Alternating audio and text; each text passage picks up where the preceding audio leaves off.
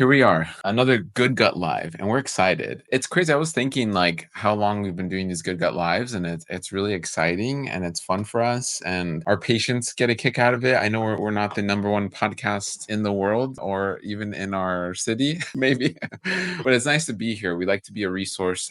We are very excited about today's topic. Today's topic are plant compounds that can hurt your stomach. We want to clarify that. Spoiler alert, plants can hurt your stomach, but there's a big but, and we're going to get into that. We're going to get into, there's a big but. We're going to get into all of that, all the details and the context, because we continue to see, if you're on TikTok, which congratulations, TikTok, you're back. If you're on Instagram or wherever you are, YouTube, I'm sure if you search plant compounds or plants hurt my stomach on YouTube, this video might pop up, or, there's so many things that can pop up, but you're going to see things like oxalates are bad for you. Recently on a very big podcast, there was this woman who's an oxalate educator. That's been going around. Ooh, very viral. She's promoting her book. So you're going to see her a lot on a lot of podcasts, because that's how these podcasts work. When somebody has a new book or program or something they're promoting, they reach out to all these different podcasts and they say, a great hey, PR team. I want to be on your podcast and talk about my thing. And it's definitely sensational what she's talking about. Yes. So it gets people's attention. And especially when it's sensational, we're talking about it. Everyone's commenting about it. We're seeing other doctors and plant-based doctors and people in the plant-based community talking about it. So that's exactly what they want, which it's hard. It's like, yeah, we got to talk about it because so many people just get confused. So many people are just like, oh my gosh, is this true? I definitely want to look into this more, and this woman and how she's like an oxalate educator or an oxalate something. It's a very unique name. Even she calls herself, like she's this oxalate expert, and basically is saying all plants are bad for you, which is wild that we're still having this discussion. But that is why we're picking this topic. Actually, we picked this topic. Like Dr. Gundry. That's what I was going to say. Dr. Gundry 2.0, which happens. And that we actually had this topic like geared up with our team before this even happened. So this is perfect. And if you're listening to this later on the Good Gut Live podcast, again, our lives are a little bit, or the podcast, I would say, is a couple weeks delayed, but this is still very, very relevant. So we're going to get into plant compounds, oxalates, phytates, sulfur, histamine. We can get into all that like we normally do. So if you've been following us, thank you. Make sure you follow, subscribe wherever you're listening to this. We'd really appreciate that, so that we're not sensational though. What a bummer. We're not sensational. We got to do something like plants are, you know what I mean? It's like this sensational. We're not. We actually, we're ethical. Well, not just ethical. I mean, you can, I guess, be sensational and ethical maybe, but we like to just be that nice, calm. If you want to come here and let your nervous system rest a little bit, that's what we like to be. We like to be like this healthy middle ground that goes, yeah, that's a little bit true, but here's some other truth, and here's where it's grounded. We like to be the level-headed friend that you can turn to and go, hey, is this true? Is this okay? And we go, yeah, here, let me explain it to you. Take a deep breath. That's what Good Gut Live likes to be, Mm-hmm. And if you care about that, if you appreciate that, share this, make this be sensational, and share that, right? If you're like, hey, we should have this level-headed, common sense mindset, hopefully that gets shared more eventually. That's what we're going to be. That's what we're going to continue to be, and curate this really just healthy ecosystem where you can thrive and truly be healthy. And sure, you can do supplements, and sure, you can do some medications, and sure, there's so many things that are good, and we try to just take the good from it all and piece it together for you in a way you can understand. So yes, unfortunately, that doesn't really get us viral, and that's okay. But we're going to be that level-headed friend you can always turn to. Okay, so let's get in this topic a little bit. I mean, it started with oxalates, but there's so many things. And really, again, what I'll say is that context matters. This is our big mantra here. When you're hearing plants are bad for you, what does that mean, right? When you're hearing all plants, I mean, there's some extremists. I mean, the clip I saw was like very extreme. All plants are bad for you. And it was very much focusing on oxalates. Then you have the some of the people that are like, no, eat some plants. And then they demonize like specific nightshades and specific type of plants. Then you have the people that are more plant-based. They're like, eat more plants, right? We need to eat more plants. And then you have even extremists on the plant-based side where it's like, eat all raw plants, 100% plants. only raw plant. So you have this wide spectrum, okay? And you're then left to be like, what the heck is true? What do I do? And so what we say is it all can be true in a sense to some degree, where yes, some may thrive. I find myself thriving on a lot of plants. I can eat a lot of plants. Maybe I toot a little bit more some days when I have a little more plants. My gut buggies, my microbiome is processing that, fermenting that, and I'm a little bit more tooty. And Dahlia's like, "Hey, cool it." And I'm like, my microbes are doing their thing, Yes. right? Go for it. Wonderful. And I can handle that. For some, if they ate maybe the amount of fiber I ate, especially if they've had GI issues or if they've been on the standard American diet for a while, they would be hunched over in pain, right? Dahlia shared, I think you shared this on the last Good Gut Live. I made this garlic aioli, and she ate too much of it. And her history of IBS and SIBO, which I don't have, made her go, "Oh, I do not feel that great today," because That was you ate more than excessive. I did even, and it Yeah. even made me, I was like, man, my breath tasted garlicky, and I even felt a little like, woo, yeah, that was massive amounts of garlic. um which, so again, that context matters, like how much of these sulfur rich, or FODMAP rich foods are you eating at one time. That will factor into it. So all of this to say, all of this matters and all this context matters, and you are not the same as your spouse or your friend or that person on the internet. So overall, I think if you've been following us and listening to us, our stance is eat more plants. We're really in a plant deficit, especially if we're talking about the US. But there's important context and nuance where if you've been struggling with IBS and SIBO, if you have these gut issues, if you're like, I poop once a week, the list can go on and on, diarrhea, bloating, then you need some guidance a bit on how you do this. And we're going to be realists, right? Because I used to feel like something was wrong with me because it's like, okay, all these health professionals are just telling me to eat plants, but I don't feel amazing every time I do. So you have to be real. You need to be able to eat, digest, and absorb the plants. It's not Right. just about you trying to eat them. If they cause extreme digestive discomfort, if you find that they give you malabsorption and you're like, there's that salad that I ate the next day, then you're not digesting and absorbing the plants well. So we need to figure out why. We don't need to just avoid the plants and then write a book and tell everyone plants are killing you and plants are bad for you. We need to figure out what's going on with your gut that's preventing you from digesting, absorbing, and tolerating the plants. So that's where it comes down to, again, having somebody who is more balanced and understands that it's not just our physiology. We also have microbes and bacteria and fungi and bugs in our gut who are really responsible for helping out with that process. And when it comes to oxalates, since it's the one that you mentioned first Yeah, and let's start with foremost, that. there is so much context to be given Totally. here. So we know a couple things because you actually made a video on this a few years back because there was another, I It think she actually was in, did go viral. it did go viral. And then the creator of that original video, she was this like Ayurvedic woman, I think. Oh, She I'm gonna pull it up. she flagged it. She got really upset. She got really upset. She was messaging us threatening things. She was like, "You're calling me out and I don't appreciate it." And so she actually made it so that you couldn't duet her video, and it deleted James's video. That was getting really great feedback of people saying, "Oh, that makes a ton of sense." So, this recent author, this person a few years ago, you've heard of these carnivore MDs. They're all saying the same thing, right? Oxalates, lectins, salicylates, phytates, what have you, they can cause discomfort. So just never feel uncomfortable and never eat them. Even though there's so much benefit with them, don't eat them. So they're telling you avoid foods that are high in oxalates. And that's a really wide variety of food. Tons of whole grains, tons of nuts, seeds, different vegetables, different fruits. There's so much out there that is high in oxalate. And one, that's already going to stress you out because you're like, well, what the heck do I eat? And two, it's going to confuse a person to not understand if they actually could very well digest and absorb and break down the oxalates, or they are not somebody who could. So when it comes to oxalates, it's important to understand foods like some of the ones I just mentioned contain a compound called oxalic acid. This is usually a compound that one has antioxidant properties if it's properly digested and absorbed. You have specific bacteria, or you're supposed to have specific bacteria called oxalobacter.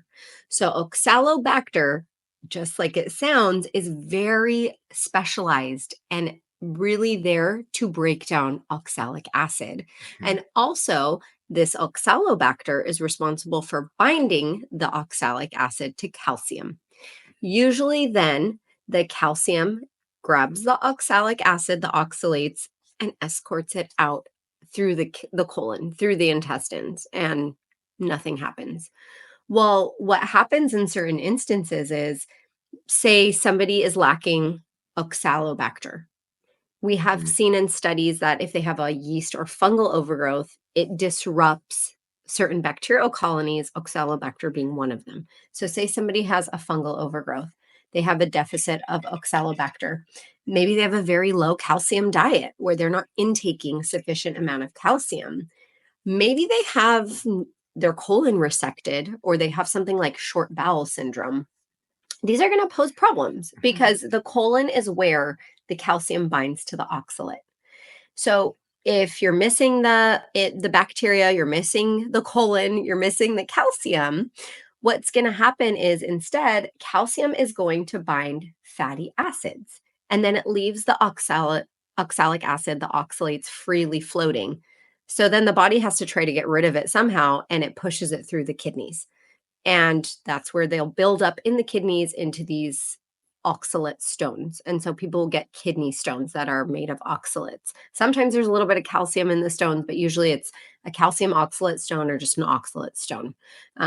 So then, of course, if you're somebody who's gone through that, you're going to be like, tell the world oxalate's bad for you. Right. And I would bet you that 9 out of 10 of these people who are telling you these things don't eat oxalates, don't eat phytates, don't eat salicylates. They went through something bad, and I want to give them the benefit of the doubt that they're trying to help people, but you need to give that context behind it that, oh, wait, okay, it is actually beneficial for me. Oxalic acid Mhm. is an antioxidant and beneficial for my gut. I need to make sure I don't have fungal overgrowth. I need to make sure that I'm fostering my bacterial community. So I have oxalobacter. I need to make sure I'm eating enough calcium. Then great. The Right. oxalate rich foods benefit me. You just gave, and guys, make sure you, if you're not already following us, subscribe, click down below. You just gave such a great overview of that, of oxalates and that context. And really, what you're saying at the end of the day is many are lacking in foundational nutrition. So then we're getting all these issues and we're Mhm. blaming the oxalate, right? It's like if you're lacking, which many are in the bacteria, because we're not eating fermented foods. I'm drinking my kombucha here for those just listening. I have my beverage I'm drinking. Dahlia is My actually drinking probiotic a is in there. probiotic almond milk, which is almost like a kefir, you can almost call it. She's Mhm. drinking her kefir. And so it's like, Shout out to are BSN. you doing that, right? Are you doing that? A majority no, just based on the data, right? Majority are on. I mean, growing up, we had dose after dose of antibiotics. We've been decimated and obliterated by antibiotics, which help us to not maintain species in our gut, like oxalobacter, that can help us do this really important process. How many of you out there are constipated? Imagine this constipation. Mm. Is that going to help facilitate or be a detriment to removing this calcium oxalate compound out of your colon? The answer is Mhm. it's going to be a detriment, right? If you're only pooping once a week, that oxalate calcium compound Gets reabsorbed. is going to get reabsorbed Yep. just with all the other gases, the inflammatory gases and the other inflammatory compounds. And then you start to get irritation, and they call it IBS. Then, the list goes on and on from there, which we've talked about in other episodes. But then you need to ask that question. Right. Is it the oxalate, or is it the fact that you're so constipated Right. that anything really is going to cause digestive discomfort because you're not detoxing? You need to be Right. pooping several times a day. So it's so important to give that context. But again, this isn't sexy to give context. It isn't exciting. It's more exciting for us to come on here and scare people and say really frightening Unfortunately. things. And that's what social media is, right? People Yeah. want this infotainment where they're like, oh, whether it's true or not, I'm going to just eat it all up. I'm going to share it. Mhm. I'm going to tell my whole family plants are bad for you. But You need to really understand who you're getting information from, what is their Yeah, background, do they have a true understanding of the microbiome, and what some of these compounds, what the benefits of them are, what the detriment could be. it's Because don't wild. get me wrong, I'm not sitting here telling all my patients, yeah, just eat oxalate and just, make sure you're having calcium with it. Certain instances, I've had patients who come to me and they're like, I was just hospitalized and I had to have a surgery to remove an oxalate stone. Okay, let's temporarily go on a low oxalate diet because you clearly cannot digest them right now. Right. So then let's work on your gut, give it some time, allow things to balance out. Then we will reintroduce oxalates along with calcium once your gut is ready for it, once your fungal overgrowth is taken care of, once you have fortified your oxalobacter Yeah. and some of your other species. And it is really shady. I mean, for all we know, this woman could maybe that is in her book, but she's using these scare tactics to then sell her book, which doesn't really make sense. I don't know. I'm giving her the benefit of the doubt, but I haven't read them. we haven't read the book. And in the clip, though, it doesn't sound, I mean, saying all plants are bad and never eat oxalates is very different from what Dahlia is saying, which is, hey, oxalates can do this, but this is what you need to do to properly process oxalates and really then educating, hey, oxalates are actually really good for you when your microbiome are properly processing them. Oxalates can be very beneficial to your gut when your microbiome is properly processing them, right? So that's not what we're hearing from a lot of these people, this Gundry 2.0 or, other people kind of saying this. So it's really unfortunate. It's perpetuating this movement of like plants are bad and don't eat plants when really, I mean, a majority of Americans need to eat plants. And yeah, I did find sorry if you're hearing that noise I was looking for. I don't know why my phone was making noise. But yeah, one got removed. So an Ayurvedic doctor got really mad at us for just kind of commenting and that got removed. But another one, this guy, I forgot this guy's Dave name. Asprey. Dave Asprey, he was doing a thing on oatmeal and phytates, which is kind of oxalates, phytates. They're in that category of anti-nutrients. For those that can't see the screen, I'm showing a video on our Instagram at Married to Health.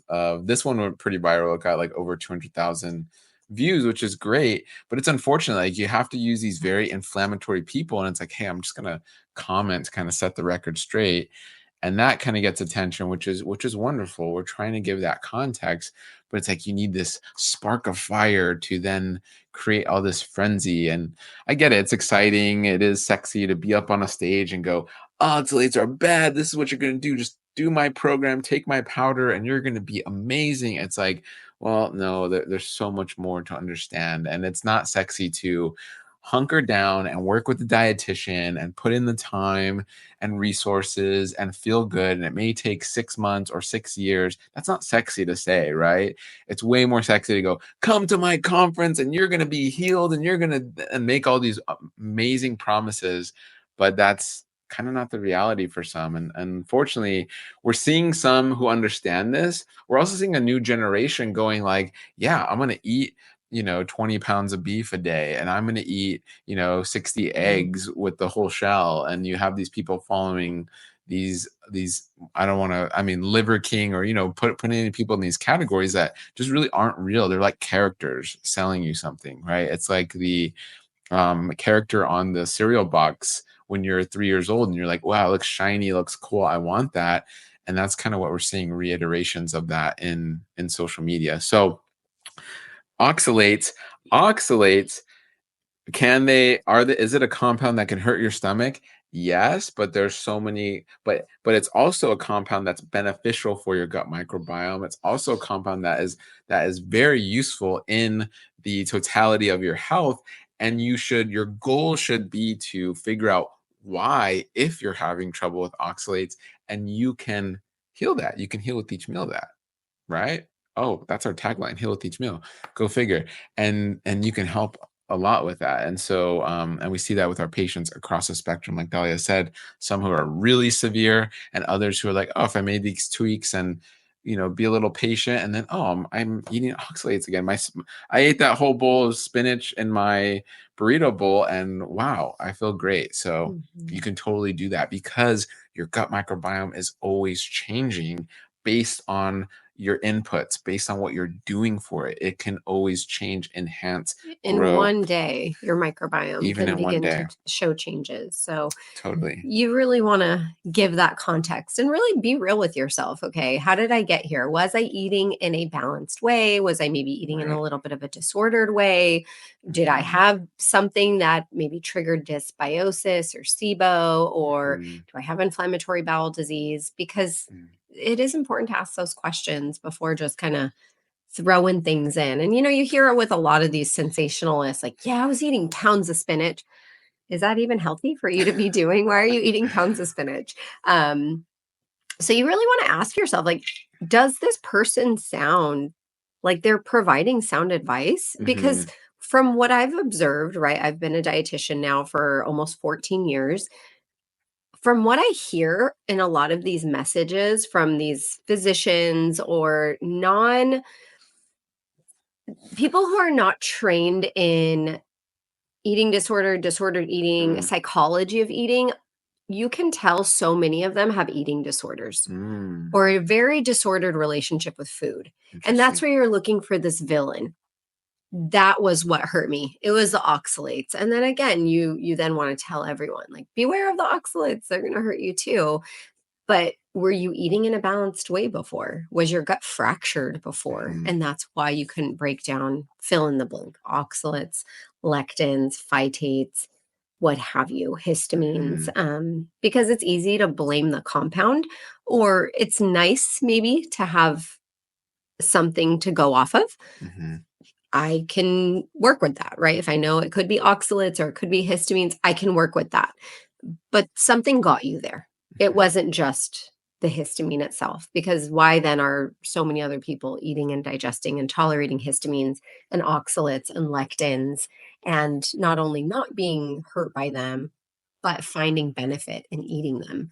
Mhm. Because let's take lectins. I think this conversation has kind of died down, which I think that was Gundry's shtick, right? Was lectins. It wasn't Mhm. necessarily oxalates. So this lady's new. She picked up on another compound, another um, chemical compound in food. 2.0. So we've heard years ago lectins were the bad thing that people were fearing, and lectins are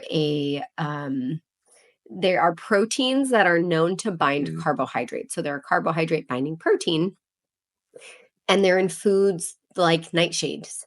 So, nightshade vegetables are things that have small seeds in them. Think tomatoes, peppers, eggplants, different foods that contain nightshades. So, for years, we were hearing don't eat lectins. It's the lectins that are bad for you. We can't wait any longer for our symptoms to just get better with medication. We can't wait any longer for our kids to just be healthier. We can't wait any longer for our soil and environment to be cleaner. We can't wait any longer for our food to actually give us the health we are looking for. What we need to do is come together. What we need to do is reconnect with our health, reconnect with each other, reconnect with our microbes, reconnect with our food, and reconnect with where our food comes from. That is why we want you to join us at the Regenerative Nutrition and Gut Health Experience, where you're getting the how-to, the what now of what to do to become healthier, to connect to these important topics, to connect with one another, and to truly learn from experts who are in the field, who are working with patients on a day-to-day basis on what actually works to become healthier, to heal, to connect with your gut microbiome, and to truly heal with each meal. See you there. There's no data to show that lectins themselves are bad for you. And Mhm. there are over 85 plant foods that contain lectins. Usually they are detrimental if you're eating them in a form that you're not supposed to be eating them in, like raw kidney beans. You're Mhm. not supposed to eat beans raw like that. So if you're eating raw kidney beans, yeah, sure, you can certainly have Mhm. issues and actually really harm yourself if you're eating that content of lectins.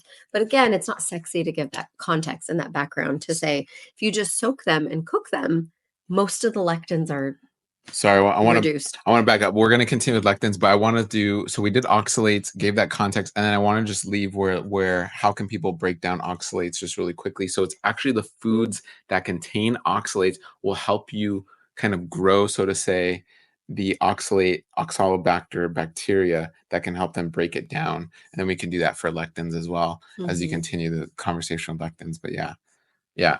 Yeah. So, it's super important to have that context and really understand with that. Like, is it the lectins? Is Mhm, it the oxalates? Because they've actually done studies. They put groups of people on a no lectin diet mhm, and a high lectin diet and measured specific inflammatory markers like sedimentation rate, C reactive protein, and they actually found inflammatory markers decreased when people were eating high amounts of lectins. We do know those who are in the blue zones, which controversial in itself. But we can say, for the most part, those who are in the blue zones are consuming a lot of these lectins, have lower inflammatory markers. yeah. So there's no marked data to say these increase autoimmune disease, but we do know autoimmune disease is associated with fractured guts. Mhm, So it's going back to the source and just asking more productive questions and saying, how can we work on our guts, like James was mentioning, so that way we can digest lectins and we can digest oxalates as well. So with lectins, like I was mentioning, soak foods that are high in lectins because that actually pulls a lot of them out into the water. So whether that's nuts or seeds or whole grains or beans, do that. mhm, You can freeze certain fruits and vegetables, and that will break down the compound. You can cook them, and that denatures that lectin protein as well. So, if you're worried about how you'll digest them, you can do some of these different things. So there's so much that can be done to work on your bugs that will help with digestion, working on the lining of your intestines because we make so many of our enzymes that help break down various proteins mhm. and carbohydrates and fats and compounds that are found in these different foods. So that way we're not sitting there saying it's the lectins, it's the phytates, it's the salicylates, whatever it is. Right. And then when it comes to lectins, so lactobacillus and bifidobacteria are great to help break down the lectins. And really, it's not breaking down, they're actually eating and digesting and creating postbiotics from the lectins. And we do find that a lot of, first world populations are deficient in lactobacillus bifidobacteria. That is why we've seen this big push of probiotics. It's been, probiotic supplementation, which can be good in the correct context, but it's very important to understand that you can get a lot of these probiotics from a healthy gut, from the foods you're eating, from fermented foods, from your environment, as long as you have a healthy ecosystem for them to thrive. Mm, We're seeing a deficiency in these probiotic species in our own guts, which are then they're not there to help you break down the lectins you're eating. And again, we are villainizing the food. We're going, oh, it's the lectins, without taking responsibility of going, oh my gosh, I have very low lactobacillus. I have very low bifidobacteria, and that's an issue. And we've seen this in studies of gastroenterologists testing populations, testing their stool samples and seeing low to none to no, which isn't okay. perfect, bifidobacteria and lactobacillus, which is very scary. Again, this is stool samples. We take it with a grain of salt, but it's very scary to see that. We should have an abundance of these species of these microbes, and because they do a lot of great things for us. So that's a big red flag that we're Mhm. seeing. So yeah. So, without getting into hundreds of dollars of testing, right? How can one know whether they're okay with these things or not? Um, I think in the next coming years, some of these tests, one will become validated because stool tests are not validated, but I think they can Mhm. be very informative. We just need to have more uniformity and more of a baseline with it. So, stool testing, I think, is a viable option in the future once we have a little bit more data. And again, I'm not hating on stool testing. I sometimes order stool tests for my patients, these functional stool tests, but we do need to have a little bit more information. So, if you're recognizing a pattern with certain foods, first place to start, keep a food journal. Second place to start, see a food specialist, right? Go visit a dietitian. Your doctor is not always a food The specialist. guy at the deli, the food specialist guy No, at the supermarket. save your dad jokes for later. But see an Couldn't resist. actual food and nutrition specialist because we will keenly pick out certain compounds of things. I can't even tell you how many times my patients have self-prescribed a low FODMAP diet, a low lectin diet, a nightshade free diet. And I'll recognize, like, actually, I think you have a histamine intolerance. And yes, those foods happen to also have lectins or FODMAPs in them, but I don't think that's actually your problem. And then we'll work on identifying why they have a histamine intolerance. Why are you reacting to this compound that your own body can make without you even eating more of it? Why are you not breaking it down and then it's causing symptoms for you? So bring that to somebody who can help, one, really give you guided and tailored advice, and two, preserve your relationship with food. Because I know it feels like food is the one thing you can control, and it's super easy to just keep cutting foods. So oftentimes I will have people come to me and they're like, I eat four things. Those are my safe foods. I'm working with a patient right now. She has like two safe foods, and they're highly processed foods, but she's gotten to the point where her gut is so fractured, it's hard for her to digest other things. And this person has worked with a gastroenterologist, a primary doctor, a functional medicine doctor, a naturopath, and no one was able to help her fix her gut or introduce more foods without just wanting to run $5 million of testing. Mhm. So get with someone who can give you targeted advice and at least have you say, hey, I don't really think that those are the issue, or maybe they are. Good job, you were very intuitive with what you selected. Mhm. Here's how we reintroduce them, because unless you have celiac disease or an allergy to a food, a long-term elimination diet of whatever it is not ever going to heal your gut. It's not Mhm. ever going to grow more lactobacillus bifidobacteria or any of your commensal anti-inflammatory species. Those long-term, very restrictive elimination diets are never going to heal your gut lining. They're never going to promote greater motility. So it's really understanding, what types of compounds in foods am I not able to break down and digest? Why is that? What can I do about it?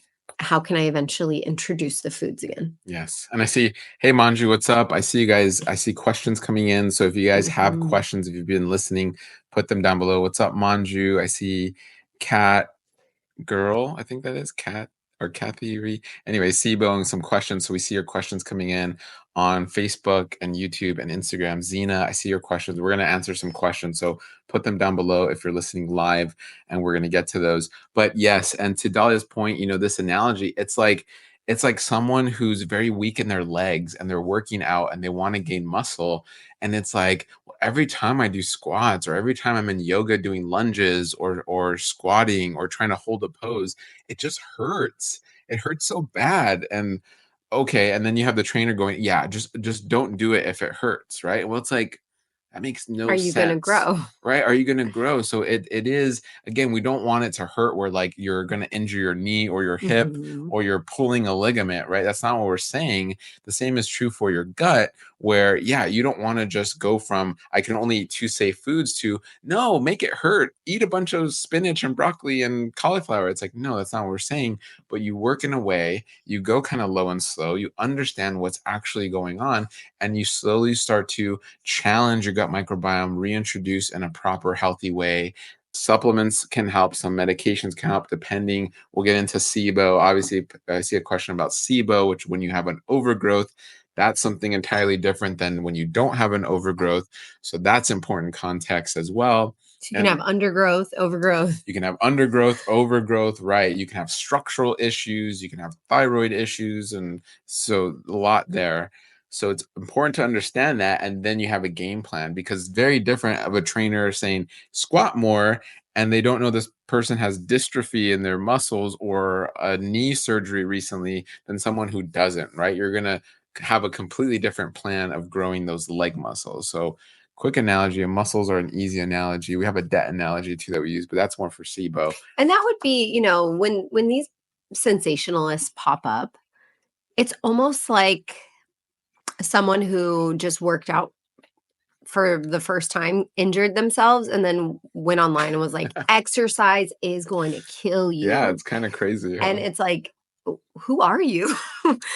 And I'm Yeah. sorry that you got hurt. What happened? How did that end up happening? Did you need some help along the way and kind of pushed it on your own and now you're telling everyone exercise is bad for you? It's the same thing with vegetables. Like I cannot show you enough data to say vegetables are good for you. So when you have this random person, it's like, what Yeah. is your background? Yeah. You're trying to tell people that vegetables are not good for them. Like, where are you getting this from? Yeah. So before you take this advice from someone, ask those questions like, who is this lady? Who is this oxalate lady? And what She's is her definitely got me qualification? curious. I'm Yeah. like, who are you? Where'd you come Or even from? like Dr. Wow. Gundry. Again, people are like, he's a medical doctor, right? They're not so quick to say pseudoscience on somebody who's an MD. He's a cardiothoracic Cardiologist. surgeon. Like, do you know about nutrition and the gut microbiome? Like, He just learned. because you are a physician, it doesn't mean you know about nutrition. We have all very well heard by this point. Physicians can receive 0 hours of nutrition in school. So for them to be giving nutrition advice and Mm, become a #1 New York Times bestseller when they haven't proven why they should be giving you nutrition advice, you need to be really mindful in who you're taking that advice from and really ask, like, why aren't dietitians out there saying vegetables are bad for you? Right? Like, because we read the data on it and we're not going to lose our own credibility by saying something that's not necessarily true. and it's important to point out we don't defend all dietitians, right? It's like Yeah. saying all mechanics are great. No, some mechanics are shady and horrible, and other mechanics are amazing and are going to do great work on your car. Same with dietitians, same with doctors, same with all health professionals. Find the right one. But yeah, I'm seeing some really great Really good questions come questions. in. And a couple of them are similar. Somebody saying, Go you know, ahead. this is a very timely message because we're in California. We have fires, unfortunately, in Mm, LA. So somebody's saying, I got a severe sinus and bronchial infection since the fires. I'm taking antibiotics. How can I protect my gut? yeah. And someone else is asking, I've been taking too many antibiotics. What can I do to fix my gut? Yep. So we know antibiotics can be life saving. Take them when you absolutely need them. Mhm. um, if you are being recommended antibiotics, ask your care team, do I absolutely need these? Yeah. It's just life or death. Is this life or death? Are there alternatives or things that can target that area only? Because when you're taking an oral antibiotic, it is going to affect you tip to toe. And I am not a medical doctor. I cannot prescribe antibiotics. Disclaimer. So, yeah, disclaimer, I'm not a medication specialist. I have to say that. But I am a microbiome specialist. And I do see a lot of people asking me this question. When it comes to your sinuses in particular, if it was just the sinus infection without the bronchial infection, the lung infection, you can ask, can you give me some type of nasal rinse antibiotic that's just going to target my sinuses? When it's in your lungs, you can ask, can I use like a nebulizer or something that's just getting into my lungs versus taking something by mouth that tip to toe usually is broad spectrum. So that's always my first question. If I'm ever prescribed antibiotics, my family members, I always encourage them to ask those questions. Is there some type of localized antibiotic? If you have a skin infection, can I take something topical and use something topical versus oral? Oral antibiotics are a lot less expensive, easier to acquire. So they're just more easily prescribed. And they might very well be the best thing for you, but ask those questions before you take them.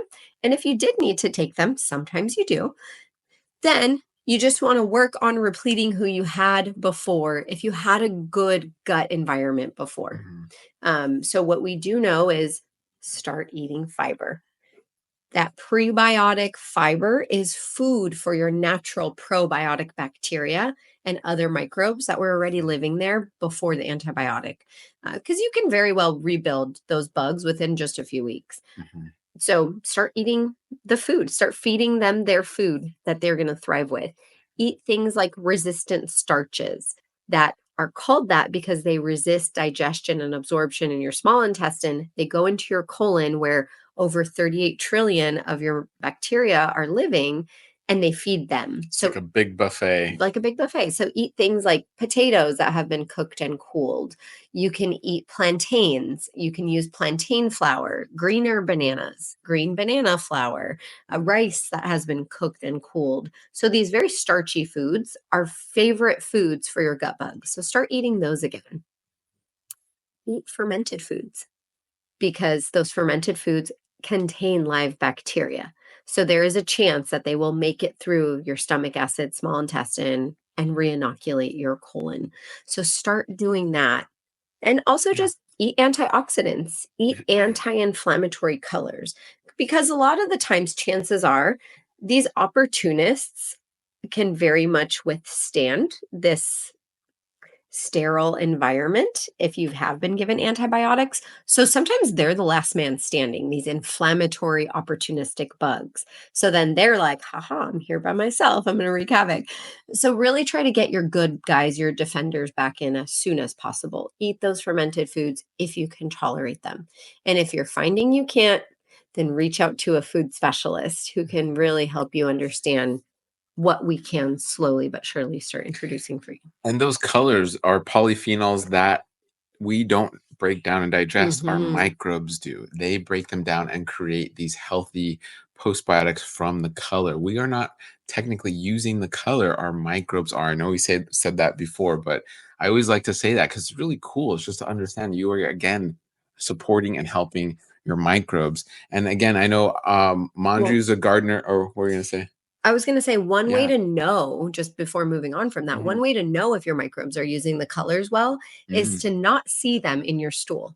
So if you're somebody who says, I eat a lot of greens, my poop is green. I eat sweet potatoes, right. my poop is orange. I'm eating any amount of red and my poop is red.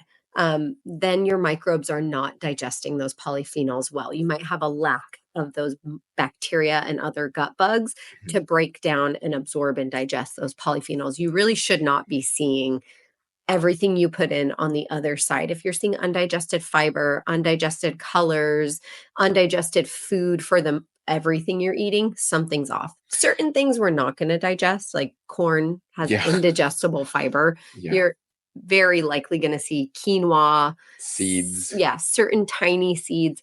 Everybody's going to see that. So that's not necessarily something wrong. But if you're like, I see every salad and grain and bean and fruit and vegetable skin that I eat, something's really off with your microbiome. And it can be as simple as check your chewing and speed of eating, Yeah, which is true. very important for many of us. I think that that'll maybe help a large percentage, but then there's also, yeah, an even equal maybe amount that maybe there is something deeper going on. And quick analogy, if you love gardening, it is, I get compliments on my little garden here as well. I don't have as much time as I would love to have a massive garden, but when people go, your fig tree's huge. Wow, your basil's massive. And we have a Look at tiny patio. and look at all your dragon fruit. Yeah, our backyard is tiny and but we It's like grow a 10 by lot. 10. And it's like, and people are like, whoa. And it's like, well, what do you do? Well, it goes back to repleting your gut after antibiotics. It's like, well, one, I don't spray pesticides in my backyard. I don't try to do anything that takes away from the microbes. In the case of antibiotics, sometimes you do. So let's say my neighbor accidentally sprayed something. I would just continue doing what I'm doing. I give the microbes things to eat. I mulch, I compost, I add just natural nutrients to the soil, right? That they love to eat, Mm. and they will just thrive on You that, sought right? out expert I advice sought out expert with advice Manju. with Manju. Shout out Hmm. Farmer Manju, um, where I got my plants from Yeah. also as He well. asked the questions of like, what is going to grow best in my patio that faces, I don't know what direction We face it south. It's always faces. important. I love Um, south facing. Or actually we're like southwest, so we get like a nice full spectrum of the sun. Anyway, you're getting me but you nerded ask out those about questions instead of right, just right, being like, man, I tried to plant a cactus and it just didn't grow. And, my soil is just bad. Right. No, you figured out, what's going to grow at the right times. You got expert advice, right. what's going to grow in your climate. And if something's off with your climate, if just nothing sticks, you're going to figure out how to fix that and remedy that. Which is a great analogy for a probiotic. We're not saying Mm, probiotics are bad, but you want to ask those questions because the analogy is like saying, I live in Alaska and I want to grow what James is growing in I want to Southern grow California. mangoes. It's like, That's not going to work, no, right? Unless no. you put in a lot of work and effort to have this specialized greenhouse and tons of energy. Otherwise, it's not going to work, right? So you want to understand what kind of ecosystem you have, which is your gut. It's unique, and then get those probiotics and say, oh, I need this species, or this is what I'm trying to do. This species of probiotic is going to help me, not just go to Costco, buy this big bulk probiotic and be like, it's not working. Or sometimes, a lot of the times, it can make you feel worse Yeah. because you're just adding too much of the same species and it's not helping. Or So something's off and they're the wrong something's species for off. you. So garden analogies work well, and that was a great kind of context. But being integrative gut health registered dietitians for over a decade, we really wanted something. We wanted to formulate something that we didn't have when Dahlia was going through IBS and SIBO symptoms, gas, bloating, constipation, diarrhea, hunched over after every meal. That's why we formulated Gut Nurture. It was a mix of ingredients that we wish we had to pull from all kinds of different supplements in order to make a supplement that actually worked, that helped with motility, that helped lay the foundation to build a healthy gut microbiome. It's safe for kids, it's safe for women, men, it's safe if you have IBS, if you're low FODMAP, low histamine, low sulfur, the list goes on and on. We really made it a ubiquitous, amazing supplement to help your gut thrive, and it is something we wish we had over a decade ago that you have now. Try Gut Nurture, let us know what you think, and be one of the thousands and thousands using Gut Nurture to stay healthy daily. I This see is more kind of a questions good too. question going Love it. along with that because Zena's asking, have you heard about the stool pills? We would love to hear your thoughts about it. Yes. So Yes. there, you can call them crapsules. Yeah, I knew you were gonna say that. So they are Taking fecal crapsules. microbiome transplant pills, where by mouth you are taking a literal fecal sample and you're swallowing that. It's timed release, so don't worry, you're not going to taste You're fecal not gonna matter taste in your poop. mouth. But it's timed release to where then that fecal matter gets released into the colon. Other ways that they do it is they go through the rectum and give you a fecal microbiome transplant. That way they make like a slurry and they inject it directly into the colon. But these capsules, these crapsules are another way of inoculating different species into the colon. Right now in the US, it's only FDA approved for C. diff. Mhm. C. difficile is a type of bacterial overgrowth that causes life threatening diarrhea and other microbiome imbalance. So that's the only indication right now that's FDA approved, but that doesn't mean that there aren't physicians who are using it for other modalities because we do need to research. So there are other physicians who are conducting either, federally funded research or their own private research, just so we know kind of indications and implications for fecal microbiome transplants. And I think that just like with stool testing, there is a huge opportunity for it. I just don't think we know enough about it yet Hmm. because they have done studies that have shown things like a fecal microbiome transplant won't just change your gut, it can change your physiology. They did a microbiome transplant Mhm. from, I believe it was from mother to daughter. And the daughter had a normal body mass index and body composition, body fat percentage, muscle mass. Mother was obese. After that, daughter changed nothing about her lifestyle except the fact that she got this fecal microbiome transplant. She became obese just because she received her mom's microbes. And those microbes were more inclined for an obese climate. Keep in mind these studies weren't big, but are like a large population, but And a lot of them the are mouse studies, but this was a human study. yeah, but there are I was gonna say there are a lot of mouse studies where this happens. So this is I mean it's yeah, and then with some human studies, so it's very interesting. It's just Hmm. really cool of like how important. Well, we know how important. We're trying to help you all know how important these microbes are.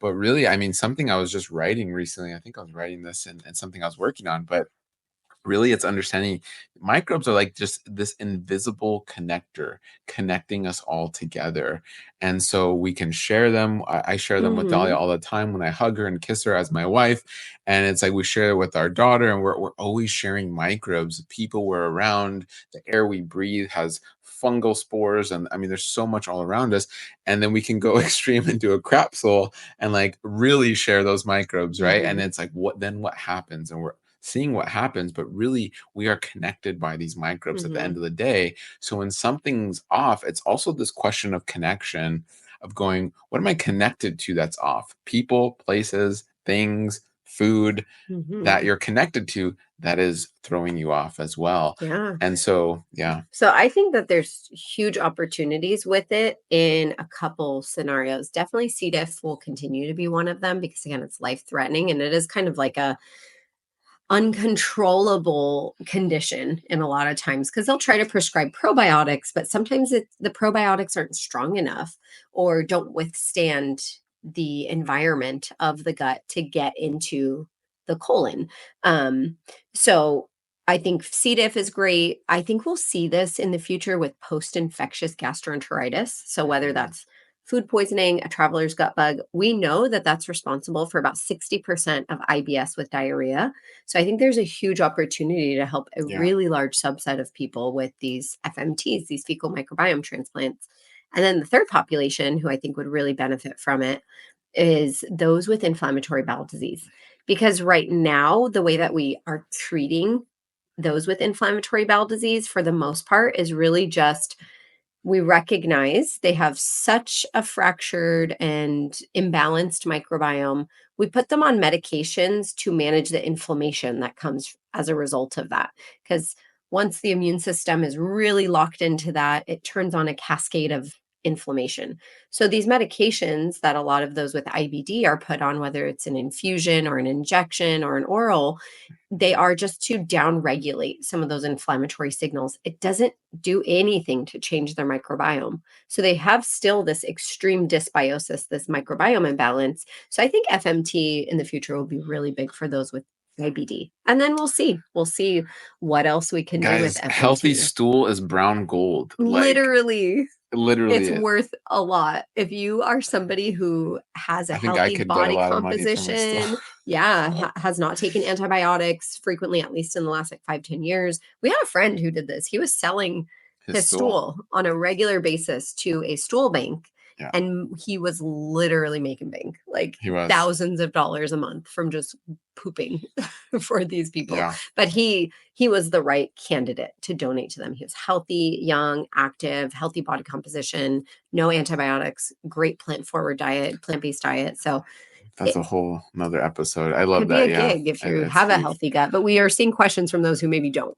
And SIBO, I mean, I see some SIBO questions just really quickly. I mean, go back. We've done many episodes on SIBO and just our approach to SIBO and how to overcome SIBO, IBS. But really quickly, someone was asking, can SIBO be healed? Yes. Quick answer, yes. Go back, watch some of our past episodes. Yes. Someone saying methane SIBO confirmed via breath test, about to start a special diet while adding antibiotics. Don't do that. You're not supposed to start the diet with the antibiotics. So whoever told you that does not keep up with the data. Red flag. Red flag. While you're treating, you should be eating. You should never go on a special elimination diet while you're treating SIBO. You need to feed those bugs so the antibiotics, antimicrobials, whatever you're using to treat them with, will actually capture the bugs. Because if you're just starving them while you're trying to treat them, they're very smart. They'll recognize there's no food for them inside the lumen of your gut. So they'll just go and hide in all these bumps Especially if and you have crypts. biofilm, the Yeah. antibiotics will not. They'll be like, I'll wait. I know they're going to eat it again. I'll just wait. They're going to wait you out. Yeah. So don't do that. Feed to treat. You need to eat to treat. Then, after you've 100% eradicated them, that's when you do the elimination diet. So, if whoever is working with you told you to do that, you need to ask them questions or maybe get a second opinion. Yes. How can you tell your stool is off? I think we did a So whole many episode great- on this. But Just really quickly, maybe. yeah, super I mean- quickly. The questions that I always ask my patients: how do you know your stool is off? One, ask frequency. You should be having 1 to 3 complete bowel movements every day. The color should be a medium chocolatey brown. It should not be super dark. It should not be a tan or yellow or orange. It should stay together, should come out solid, nice, soft snake type of stool, and it should stay like that in the toilet water. You shouldn't see a brown slurry every time you flush, or you shouldn't see that it just falls apart right when it hits the water, or it's liquid from the get-go. And going back previously in what you were saying in this episode, seeing your food in your stool, Seeing your food in your too much stool. color in your Smell your stool. It should not smell foul to you or anybody else who's smelling it. Yeah.